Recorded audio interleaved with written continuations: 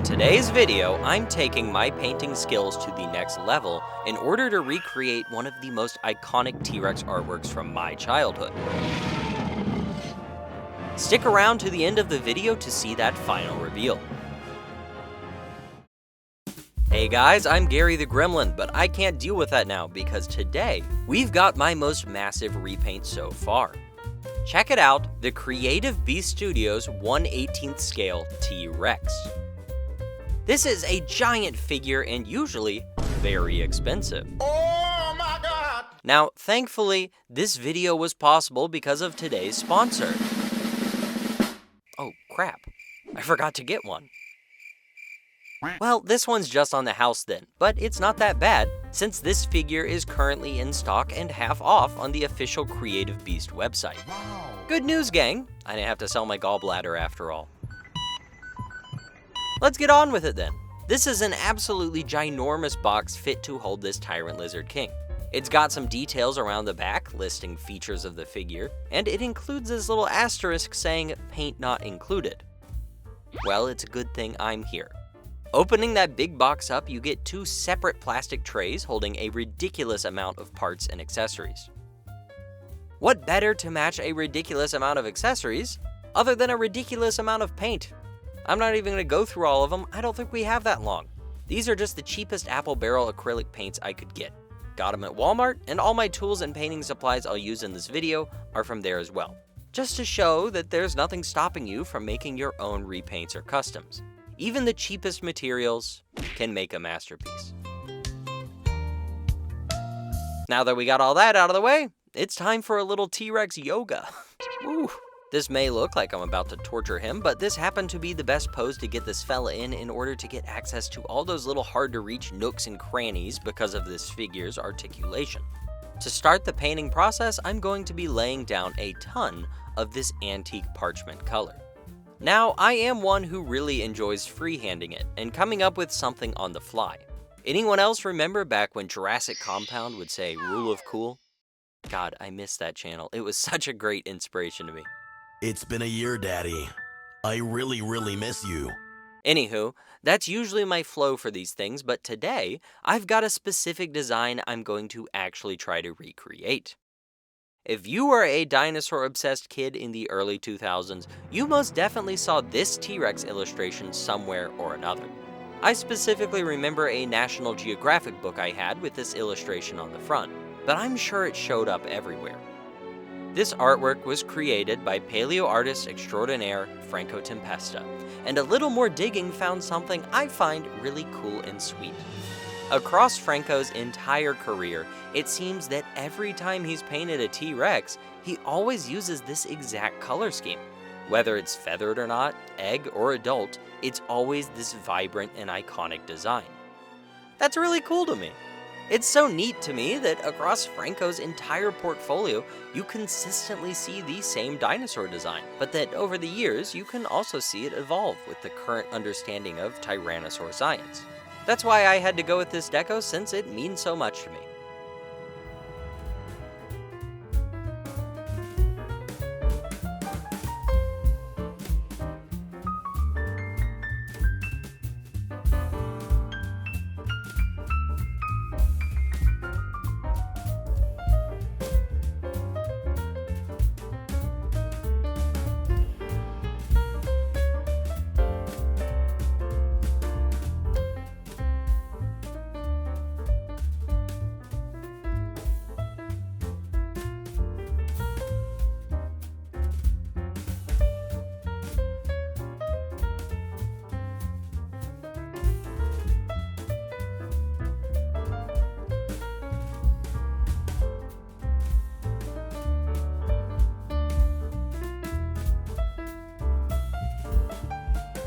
Back to the repaint, now that we've gotten all the cream color applied and the T-Rex looks like that, it's about time we got some color up in here.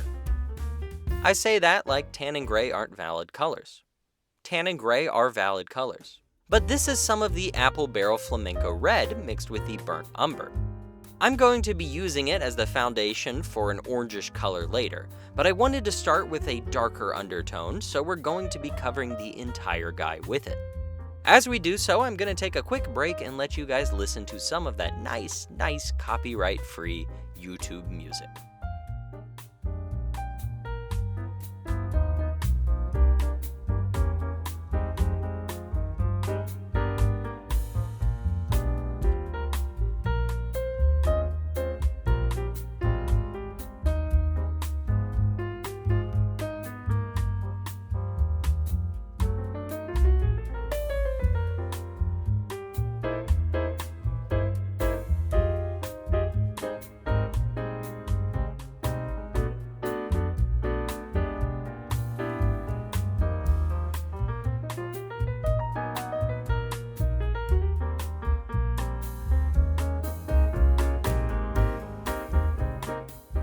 Now, to be honest, from the reference images I was using, it's kinda hard to see the body. I mean, in this image, this T-Rex is all head. That's why I kept it a bit loose with the placement of the red on the body, just trying to find what fits naturally with all the sculpted, saggy, and wrinkled skin on this design.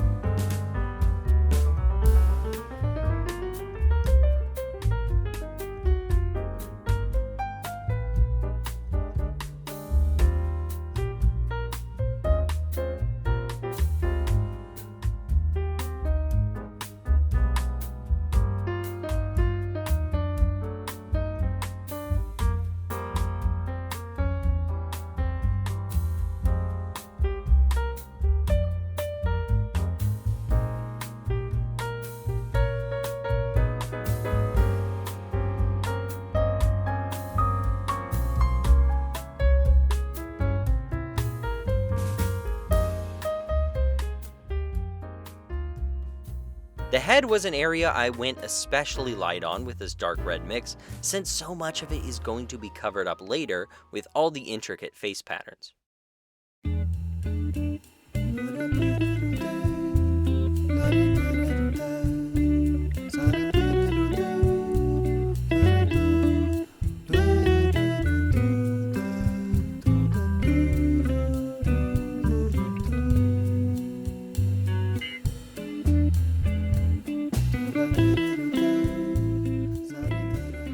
I also forgot to film painting the legs, and that's my bad, but don't worry, there's more. This figure has so many alternate pieces, it's really too much. I'm so glad we're getting an updated and better Beast of the Mesozoic T-Rex that'll have no need for these annoying swappable legs, and that it'll just have articulated toes instead of all these different foot parts.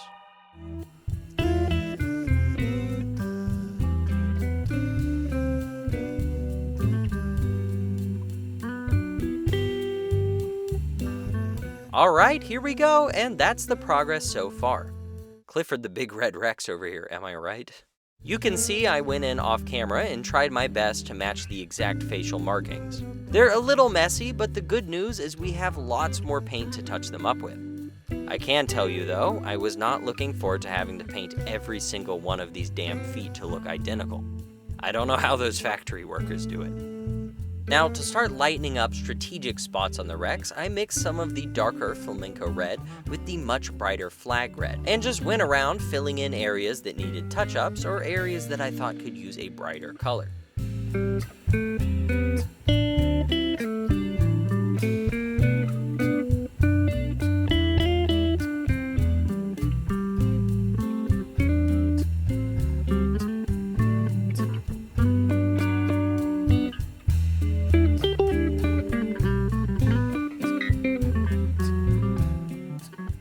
Here's where we start with the real orange color. I used a nice mix of pumpkin orange and orange sherbet to just go ahead and cover up everywhere on the figure that I'd already painted red.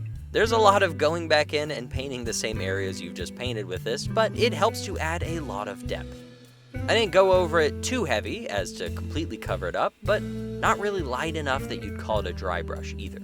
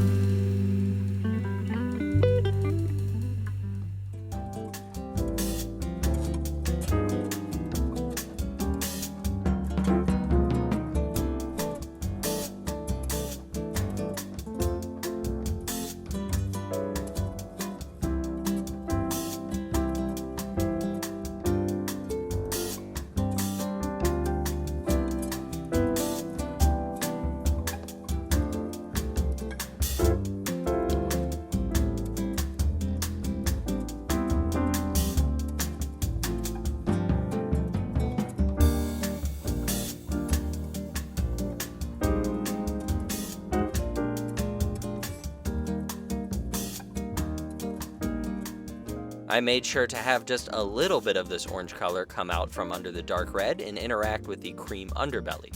I feel it gives the paint a much more natural, faded look.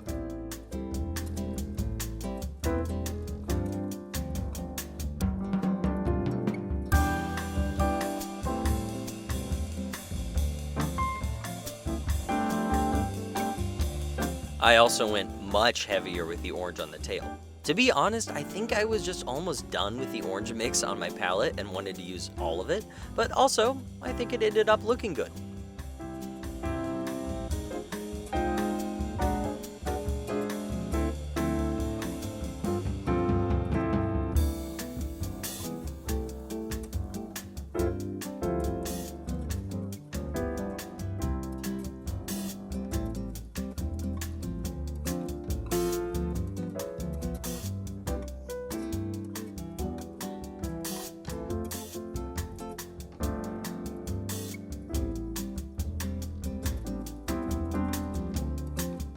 Once that had dried a bit, I came around to do it once more, all again.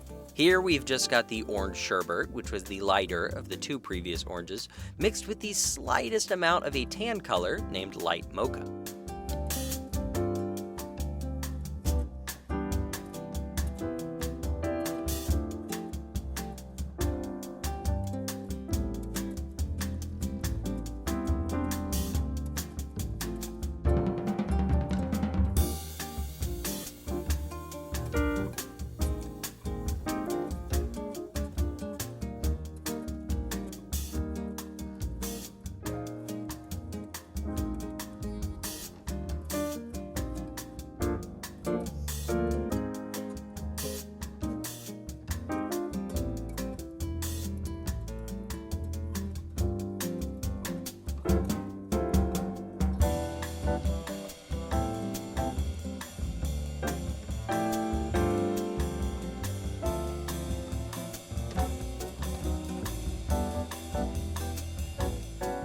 Now that that color has dried, I was very happy with the base colors and ready to move on to some of the detailing and patterns.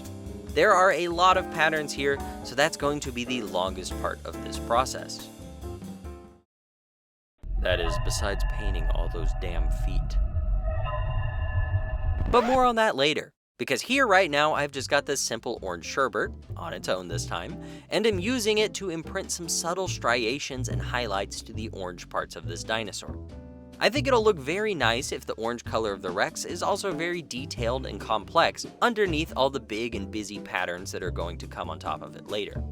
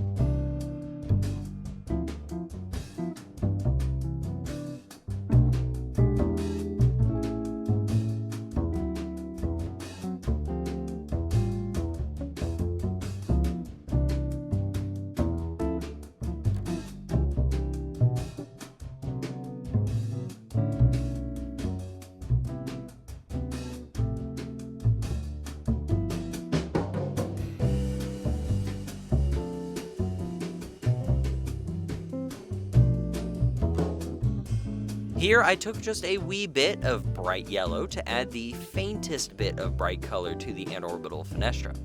I think it'll add just a bit more of a pop, and here, we're changing setups. Funny story, my roommates forgot to secure the padlock on my bedroom door, so I was free to journey into the living room. I set up there and took some time to fill in every single little cream spot I could find that I wasn't happy with. This was filmed a week or so after I first started painting, and the paint had already had plenty of time to dry and reveal many little blemishes and gray spots. This second coat of antique parchment really helped to solidify that first coat and to make sure there were no ugly spots.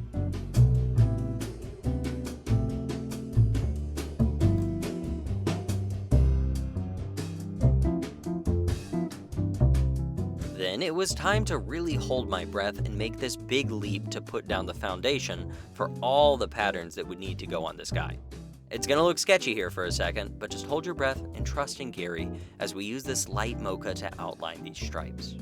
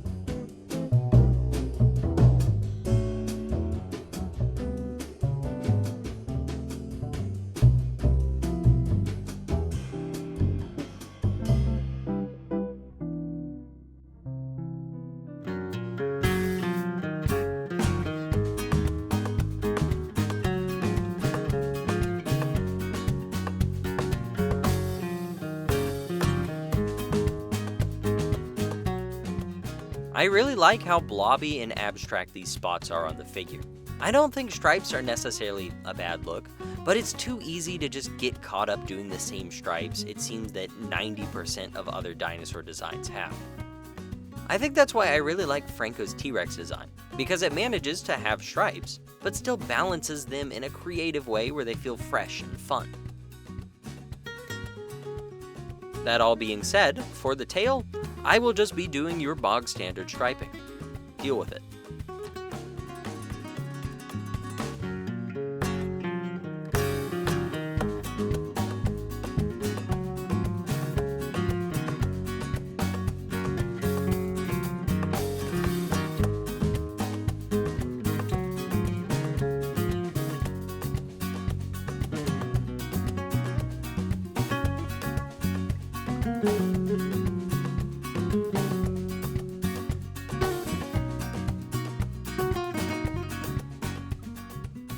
Now, all that tan we just put down is going to get mostly covered up.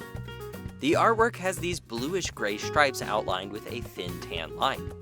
I figured the best way to accomplish that was to paint the tan first, then cover it up with the gray, so that's what's happening here. The artwork has this sort of bluish-gray that's sort of hard to exactly put a finger on. So it's pretty good that Apple Barrel makes a paint called dark blue-gray. Convenient, saves me a lot of mixing. This was probably the most fun section to paint out of this whole entire project, and I'm very happy with it.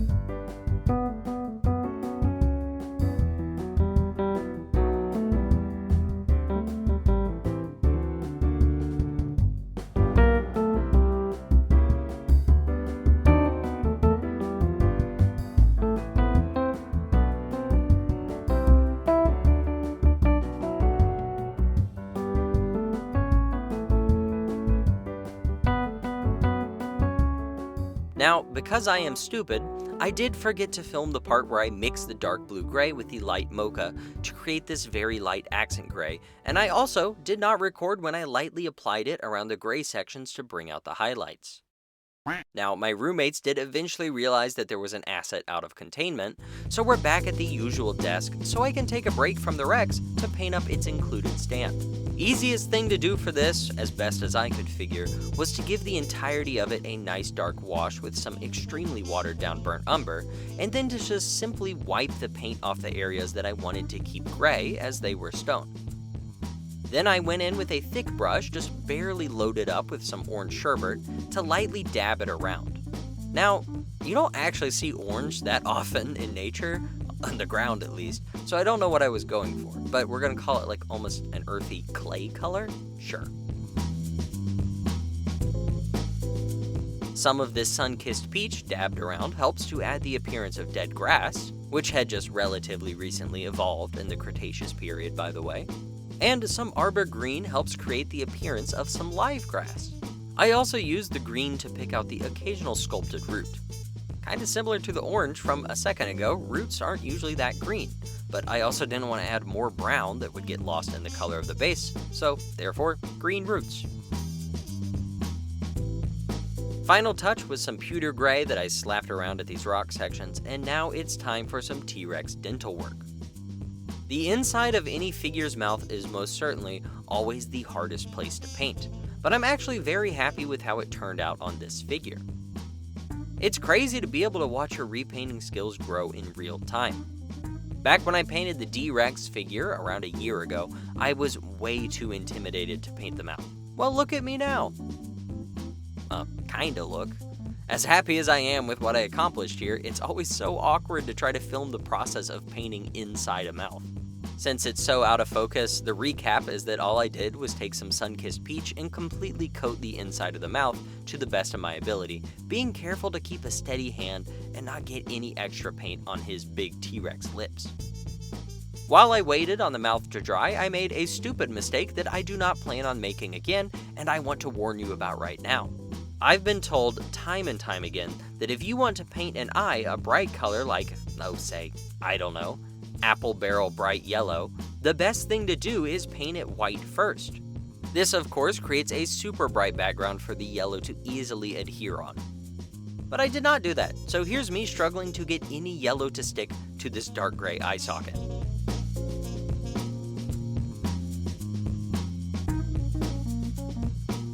To be honest, the finished result after I cleaned it up with some dark gray paint actually looks pretty fine, but I really could have saved myself some hassle if I had just done it the proper way.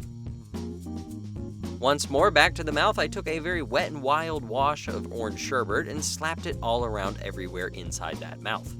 This will nicely settle into all the little wrinkles and cracks and give it some much needed depth and dimension. I also painted the tongue a nice pink, but that was completely off camera. And the teeth as well. Whoops. And here finally we get to the long dreaded feet. I know this is completely out of character for me, because I'm usually the #1 foot fan out there, but I was not Gary the Gooning at the idea of having to paint 8 total feet to look identical. Thankfully, as best as I could tell, the reference image has some very simple feet as it comes to color, so I just lathered down every single one of them with a slightly watered down burnt umber. And I painted each one of the toes, and the dew claws of course, using this nice pavement color. Painting claws is always a tense moment, but due to how massive this figure is, it wasn't all that bad. While I waited on Rexy's new nail job to finish setting, I went ahead and focused my attention to the eyes. And just hold your breath. Done. That's just a joke. I filled them in with a steadier hand off camera, plus a little pinprick of white to give them some life. Pro tip from someone who's just barely semi-pro, go ahead and buy an acrylic marker for details like pupils. It makes it so much easier. Our last big step, it's time to finally conquer my arch nemesis, the feet. Here I've got a super watered down mix with black paint and water, and I'm just gonna soak every little bit of the feet in it. This feels like a very scary step, but as long as you've got a paper towel handy, you can just easily wipe down all the raised areas, and then that black paint will remain in between all the little scale details. I usually prefer a bit more of a clean finish on my figures, so I don't often go for a wash at the end. But on this figure, it turned out very nice, especially with what this design needed. And here's our final glimpse at our Rex. We're almost to those reveal shots, but we've got one last thing to do. Seal them. For articulated figures like this, I'd strongly recommend getting a clear coat matte spray paint so you can cover the whole thing in it and ensure much less paint chipping. Alright, now time for those reveal shots.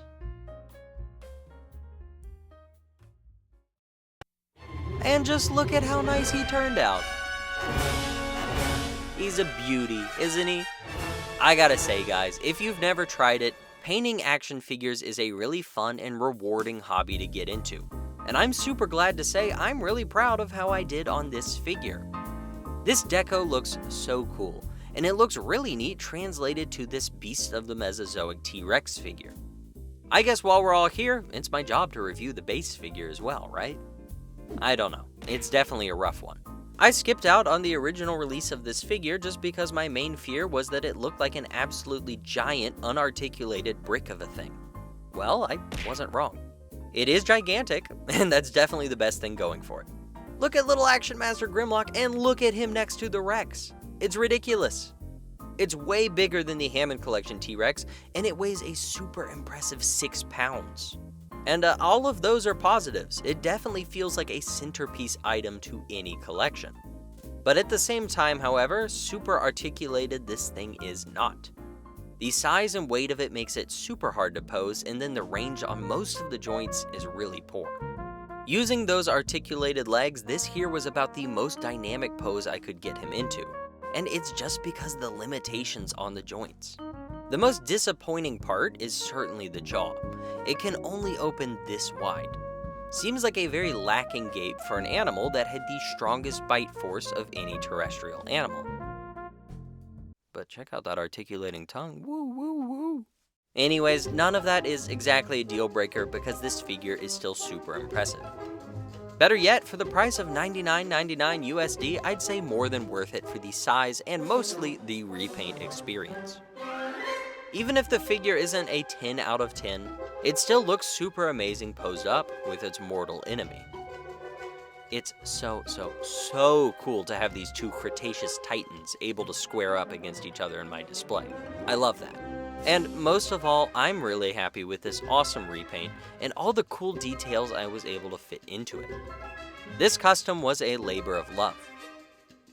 This one is definitely the one I've spent the most time and effort on. There was almost a full month span where I was slowly working on this guy any off chance I could get. I hope you like him too, and is seemingly custom now on this channel. I think it's your job to go ahead and drop a name suggestion in the comments below. Hey, also, while you're already there, go ahead and hit some other YouTube buttons, like the like one, or if you're feeling crazy, the subscribe one. Helps me out a ton, and it lets you see all the future videos I'll be making. Alright, that's all for this one. See you next time. Gary the Gremlin, out.